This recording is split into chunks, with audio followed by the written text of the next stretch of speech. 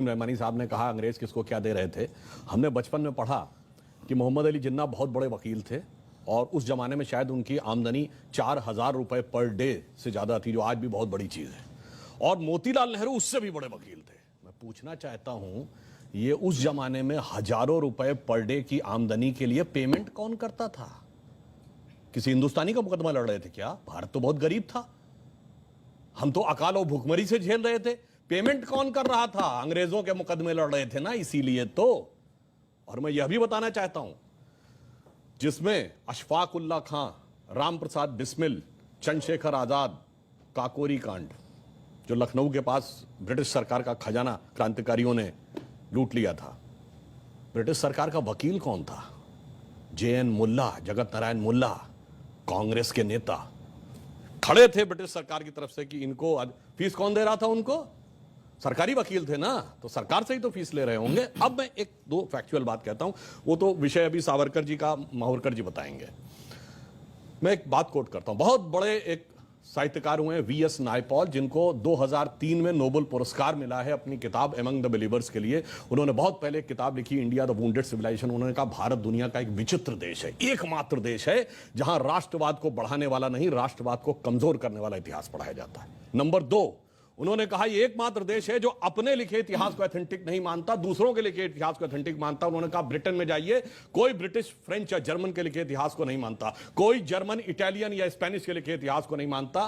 कहा उससे भी बड़ा आश्चर्य यह है कि ये विदेशियों के लिखे इतिहास को ही प्रामाणिक नहीं मानता है, जिन्होंने इस पे हुकूमत की, जो इसके दुश्मन थे, उन दुश्मनों के लिखे हुए इतिहास को प्रामाणिक मानता है। कहता है इससे बड़ा दुर्भाग्य किसी देश का नहीं हो सकता। अब मैं बताता हूं उसमें हुआ क्या।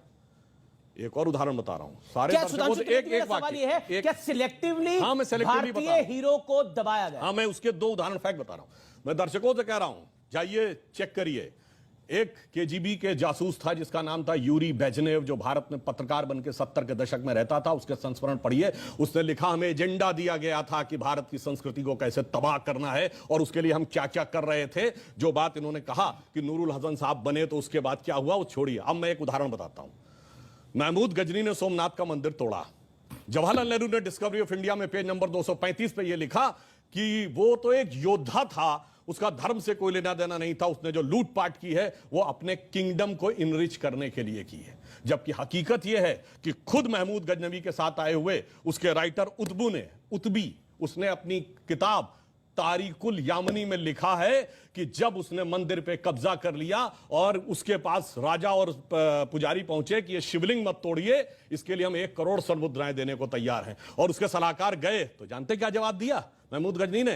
कि मैं तोड़ूंगा जरूर, इसलिए कि कयामत के दिन मैं बुत फरोश के रूप में जाना जाऊं, बुत शिकन के रूप में जाना जाऊं, बुत फरोश के रूप में। यानी नहीं पता पढ़ाई जाती, यानी ट्रेवल, यानी मैं एक बुत फरोश का मतलब हुआ कि जो मूर्तियों के साथ बिजनेस कर रहा हो, उसके लिए नहीं, मूर्ति को तोड़ने। फिल्में हम लोग देखते हैं, युवा पीढ़ी को प्यार मोहब्बत की बातों में बड़ा आनंद आता है। एक लाइन और कह दूं तो, प्यार मोहब्बत की बात हो तो क्या नाम याद आते हैं? शाहजहां, नूरजहां, जोधा अकबर, सलीम अनारकली, शीरी फरहाद, लैला मजनू, यही पढ़ाया गया ना।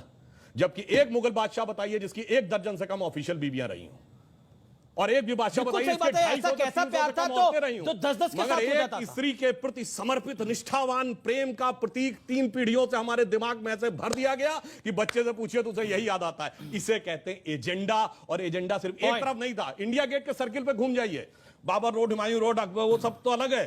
आपको मानसिंह रोड भी मिल जाएगी, मगर राणा प्रताप रोड नहीं मिलेगी।